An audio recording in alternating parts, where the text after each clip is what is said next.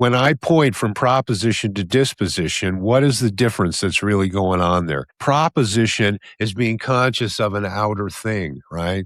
This law, this truth, this phenomena, whatever the proposition is. Disposition is consciousness, once again, conscious of consciousness. I'm aware that I need a mode of operation to do a certain job in its optimal way. In martial arts, when I get attacked, if you're in a tradition that actually does real movement, there's a disposition that I go into that comes from those years of association. Same thing with bouncing.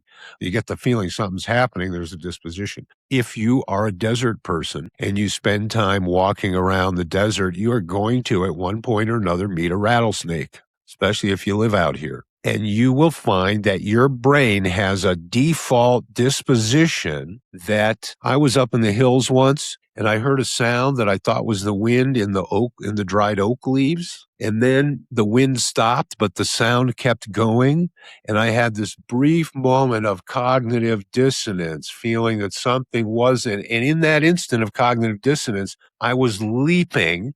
I cleared about 10 feet away from where I ultimately came back to find the sound came from. And I went back, and there in the oak leaves was the rattlesnake. But this is we've been doing this a long time. It was as I was leaping that I realized that must mean that there's a rattlesnake there. Yeah. But that was, that right brain that's looking in the environment for it doesn't know what.